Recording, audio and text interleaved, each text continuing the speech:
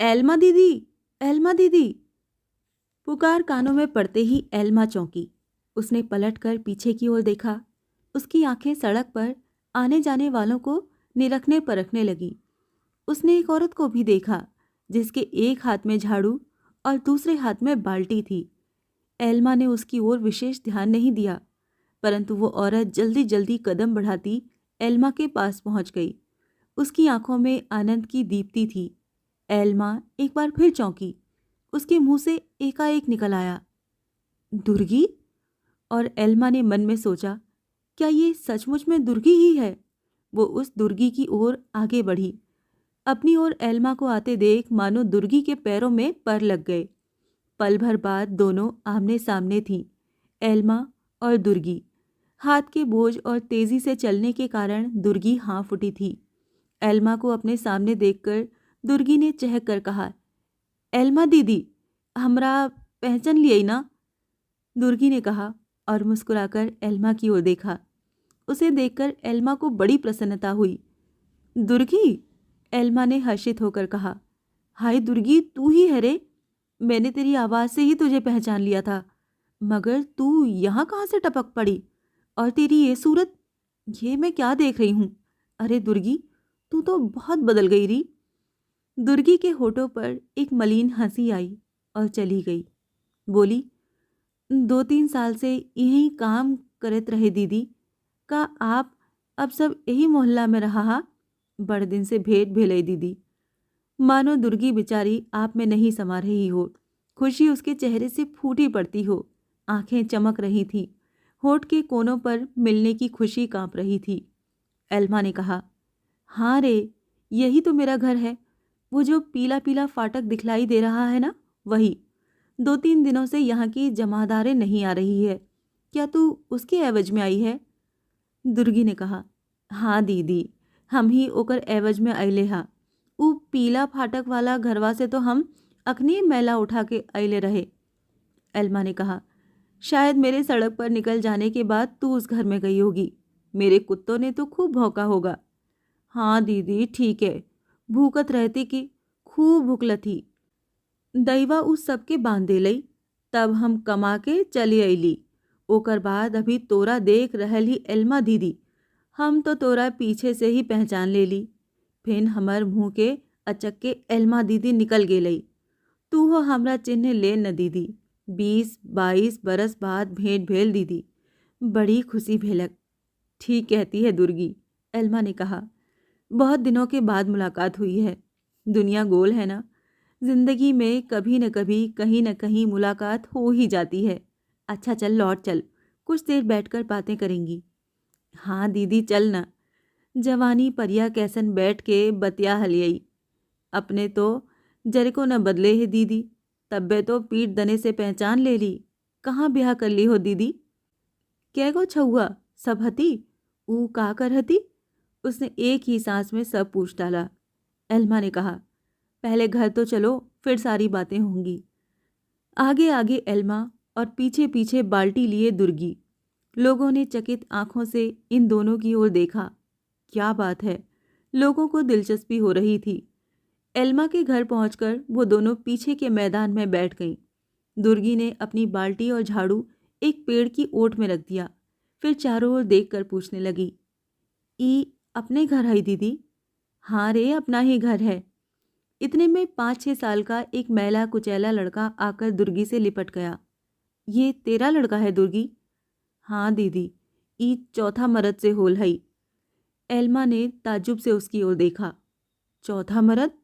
क्या कहती है दुर्गी? तूने 4 मर्द कर लिए? का करब दीदी, पेट चंडाल के कारण का नहीं करे पड़े। हमर शादी तो अपने सबके सामने गुमला जिला झारखंड में होवल रहे। अपने सब हुआ से गेलई के रांड हो गेली। 1 महीना का बच्चा छोड़ ओकर आप चल बसलई। साल हो न लगई रे कि एगो जमादार साथे चैबासा चल गेली। ओकर साथे 5-6 बरिस रहे दीदी। लेकिन ऊ हरमजादा पतन नजरिया एगो दूसरे जमादारन साथे चल गईली। ओकरा जर को दया माया न अले दीदी। जब छहुआ पूता दाना पानी खातिर तरसे लगती तो एगो दूसर जमादार दया करके रख लेली हमका। लेकिन हमर फूटल कपार कि उहो हैजा बीमारी के चलते मर गेलई। दुर्गी की आंखें गीली हो गई थीं, चेहरे पर करुण भाव उभर आया था। उसने आंसू पोंछकर फिर कहना शुरू किया, अब हमर मन हुआ न लगे दीदी, हम सीधे अपन नहर लालटेनगंज चल गेली। हुआई के चौथा हल थी, लेकिन वो अभागा भी कोड़ के चलते एको साल न ठहर लई। यही तो हमर किस्मत है दीदी। तब से छुआ पूता खातिर अकेले घर घर मैला उठावत फिरई। देख न सवांग कैसन हो गईले के, केस पक के खिचड़ी हो गईल, गतर में कहीं मांस नहीं, आँख धस गेल। अपने तो देख ले रहे न दीदी कि हम कैसन हली। दुर्गी की आंखों से आंसू की धारा बहने लगी। वो सिसक उठी। एल्मा ने कहा, रो मत दुर्गी, जो होना होता है उसे कौन रोक सकता है, इसमें रोने की क्या बात। तू कितनी बहादुर है कि बच्चों को पाल पोस कर बड़ा किया, अब यही काम देंगे। दुर्गी ने रोते रोते कहा, अकेले कमाई से का हो भई दीदी, 3 गो बेटी के तो ब्याह कर देली, 5 गो अखनी छोटे हती, 3 गो छोट लड़कन सब बड़ी तंग कर हतिन दीदी। इतना इतना कहाँ से खियाब पहरायब दीदी। एल्मा के पास इस बात का कोई जवाब नहीं था, मगर जैसा कि कहा जाता है उसने कहा, सब ठीक हो जाएगा दुर्गी, जिसका कोई नहीं उसके भगवान है, तू धीरज धर, दिल को छोटा न कर। इतना कहकर एल्मा घर के भीतर चली गई और तुरंत ही कुछ पुराने कपड़े, सूप में चावल, दाल, कुछ सब्जी और 5 रुपए का नोट लाकर दुर्गी के सामने रख दिया और बोली, इन्हें रख ले दुर्गी, जब तक उधर काम करोगी मेरे यहाँ से ले जाया करो। दुर्गी आंसू पोंछकर सारी चीज़ों को अपनी साड़ी में रख सामने के आंचल में खोंस लिया और नोट को आंचल के छोर में गांठ देकर बांध लिया। एल्मा ने कहा, अच्छा दुर्गी, अब जा, और भी तो काम है। हाँ दीदी, मारवाड़ी टोला जाए के हई, न जायब तो गाली सुने पड़ी। हाँ दुर्गी जा, काम न करने पर तो गाली सुननी ही पड़ती है, अपना काम ठीक से करना चाहिए। एक हमारी जमादारिन है ना, जिसके एवज में तू आती है, इतनी कामचोर और थेतर है कि क्या कहें। कई दिनों तक चुप लगा जाती है और जब टोको तो 10 बहाने। देखा ना पाखाना कितना सड़ रहा था। खैर अब तू आ गई है तो सब साफ हो गया। फिर ऐसन करते ही तो म्यूनसिपाल्टी में रिपोर्ट कर दे दीदी, ओकर बाद सब ठीक हो जाई। अरे रिपोर्ट कर करके तो थक गई, कहाँ क्या होता जाता है। वो बस अपनी जगह पर अड़ी है सो अड़ी है। खैर जब तक तू है तब तक तो काम ठीक से चलेगा। दुर्गी ने सिर पर बाल्टी उठाई और हाथ में झाड़ू लेकर बाहर सड़क पर चली गई। एल्मा वहीं बैठी रही। उसकी आंखों के सामने 20 बरस पहले की दुर्गी की तस्वीर घूम रही थी। 20 बरस पहले की दुर्गी, शायद वो 20 बरस की भी नहीं थी। एल्मा की समकालीन 14-15 साल की दुर्गी उसकी आंखों के सामने दिखलाई देने लगी। झन झन झन सांकल की आवाज़, एल्मा दीदी, एल्मा दीदी, दरवाज़ा खोलिए। एल्मा दौड़ जाती और दरवाज़ा खोल देती। दरवाज़ा खोलते ही दुर्गी अपने मोती जैसे दांत दिखलाकर हंसने लगती। एल्मा कहती, आ अंदर आना, और दुर्गी हाथ में झाड़ू लिए इतराती बल खाती अपनी पैंजनियों को रुनझुन बजाती अंदर जाती और पखाना घर की सीढ़ियों पर बैठ जाती। पीली साड़ी, सिर पर आंचल, मांग में सिंदूर और उसके ऊपर मांग टीका, हाथों में चूड़ियाँ और आँखों में काजल। वो आँखों ही आँखों में इस तरह शर्माती कि लगता कि जैसे देवबाला आ गई हो। एल्मा उसे देखती रहती और कभी उसी के पास सीढ़ियों पर बैठकर उससे बातें करती। दोनों हंस हंस कर बातें करती। तब एल्मा की माँ पुकारती थी, एल्मा इधर तो आ। एल्मा झुंझलाकर उठ जाती, माँ के पास पहुँचती और पूछती, क्या है माँ?